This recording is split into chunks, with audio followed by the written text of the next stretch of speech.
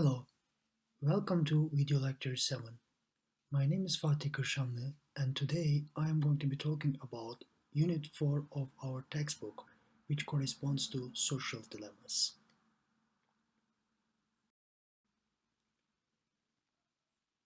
The British Challenger of Exchequer commissioned a group of economists led by former World Bank chief economist Sir Nicholas, now Lord Stern, to assess the evidence for climate change and to try to understand its economic implications. In the report that Stern wrote, which is called the Stern Review 2006, which was published in 2006, opens as the scientific evidence is now overwhelming. Climate change presents very serious global risks and it demands an urgent global response. Countries have failed to address climate change so far, as we all know. Climate change presents a social dilemma here. Social dilemmas occur when individuals pursuing their self-interest do not take adequate account of the effect of their decisions on others. In that regard, Garrett Hardin's Tragedy of Commons and the invisible hand theory of Adam Smith can be given as an example of a social dilemma. In A Tragedy of Commons, Hardin argued that resources that are not owned by anyone, such as Earth's atmosphere or fish stocks, are easily overexploited unless we control access in some way. On the other hand, in the theory of invisible hand, Adam Smith argues that it is a metaphor for the unseen forces that move the free market economy. Through individual self-interest and freedom of production, as well as consumption, the best interests of society as a whole are fulfilled. How are we going to resolve the social dilemmas then? Humans have faced and attempted to solve social dilemmas for millennia. Social dilemmas can sometimes be resolved by social preferences like altruism, repetition that harnesses reciprocity, and through institutions that punish bad behavior. In Unit 4, game theory is used to study social interactions, including social dilemmas and their resolution. How does game theory work? Game theory, in a strategic interaction, as we know, one person's action affects others.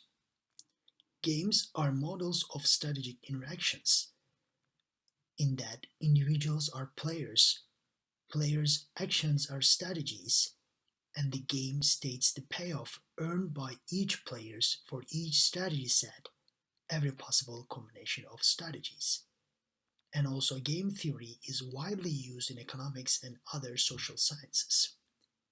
One of the examples of game theory or the games is the invisible hand game.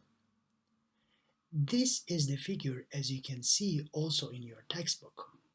This figure can be represented in a matrix form as row and column, rice and cassava production. As we know, in this figure or in this invisible hand game, Bala and Anil is competing on which product that they want to produce or what are their best responses if Bala or Anil produces one of the other goods. In that matrix, the first number represents the row, which is Anil's payoff, and the second number corresponds to column, which represents the Bala's payoff. As an example of the first column and first row, 1 represents the payoff of Anil if he plays or if he produces rice, and 3 represents Bala's payoff if he also produces rice, and so on and so forth for the other numbers as payoffs. Now in this invisible hand game, we are going to specify how Anil and Bala decides their rice or cassava production. For that, we are going to ask simple questions to decide their best response strategies and then the dominant strategies. Let's start from Anil's production. What is Anil's best response strategy if Bala plants rice? As you can see, if Bala plants rice, Anil is going to plant cassava because 4 is bigger than 1. What about Bala plants cassava? If Bala plants cassava, then Anil is still continue to use cassava because 3 is bigger than 2. That being said, then Anil's dominant strategy is going to plant cassava. We are going to follow the same logic and then see the best response strategies of Bala. If Anil plants rice, the best response for Bala is producing rice because 3 is bigger than 2. What if Anil plants cassava? If Anil plants cassava, then the best response for Bala is to produce rice because 4 is bigger than 1. Then we can conclude Bala's dominant strategy is to plant rice. As a result of that, the outcome is going to be cassava and rice, which is our dominant strategy equilibrium, 4 and 4. And here the outcome cassava rice is a self-perpetuating because neither Anil nor Bala has an intense incentive to switch strategies, which is actually taking us to Nash equilibrium.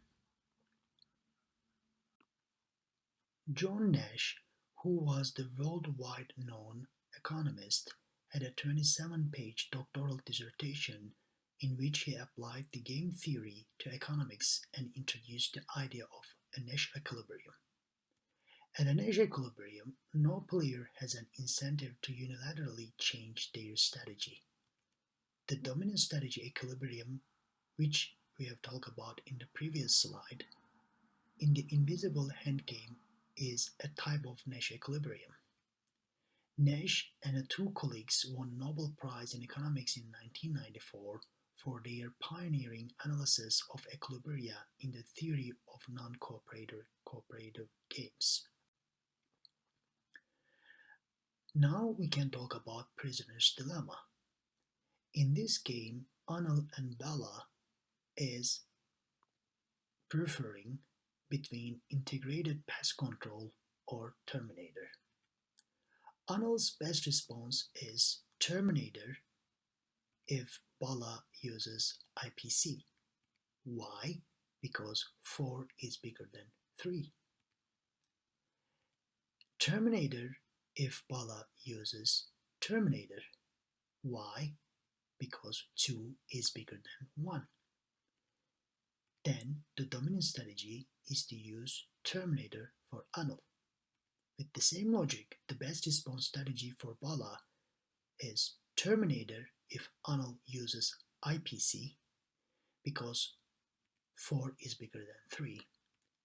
And then again Terminator if Anil uses Terminator because 2 is bigger than 1. Then the dominant strategy for Anil is to use Terminator. So the outcome of the game is Terminator, which is considered as Nash equilibrium or a dominant strategy equilibrium for this game. But both players will be better off with the outcome IPC, which is the main idea behind the Prisoner's Dilemma. The name is given because of that. 2-player and 2-strategy games are easiest to study. Otherwise, in the Prisoner's Dilemma games, we can see too many players and too many strategies. And as I said in the previous slide, Unit 4.3 explains why we call this type of game a Prisoner's Dilemma. So when we look at our lives, where do we see the Prisoner's Dilemma? We are going to think about this bit and share. So you can do it by yourself here between like split or still, traffic jams, climate change, or ice zombies. In discussion 1.4 of this week, you will be discussing about the social dilemmas. And later on in the semester, we are going to assign you to write a social dilemma essay about which we are going to share the information later on. So, what about altruistic preferences? When people care about others, when people have social preferences, they may avoid social dilemmas. About that, we are going to talk about the figure which you can see in the right hand side.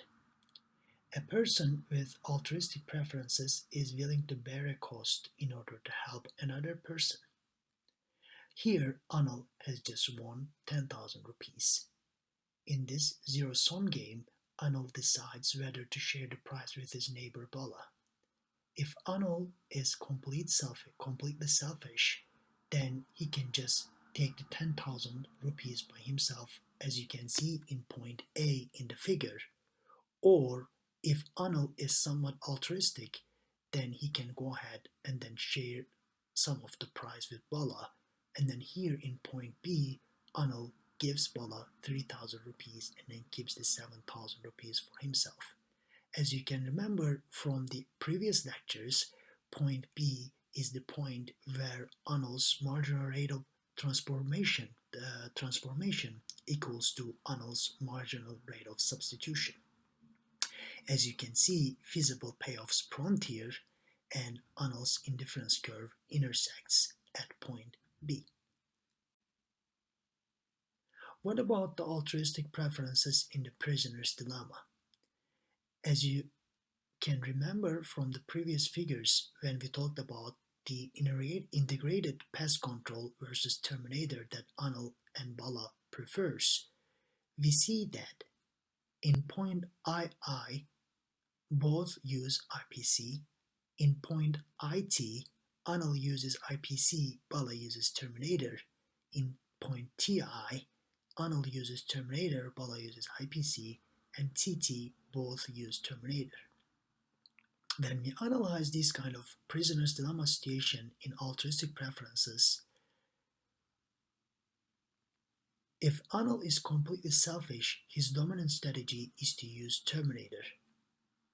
If Anil is sufficiently altruistic, his dominant strategy is to use IPC. If Bala is also sufficiently altruistic, IPC, which is the integrated pest control, will be a Nash equilibrium in this prisoner's dilemma type. As you can see, Anil's indifference curves in the figure, and then we are going to have IPC in the point II over here. Like Prisoner's Dilemma and other types, there are lots of other games. There are, for example, 144 distinct 2.2 times 2 ordinal games. Some games have multiple pure strategy Nash equilibria, and some games have a mixed strategy Nash equilibria. In your quiz 4.1, there is going to be questions related to Prisoner's Dilemma, chicken game, and 2 assurance game, in which I'll be talking about in our lecture as well.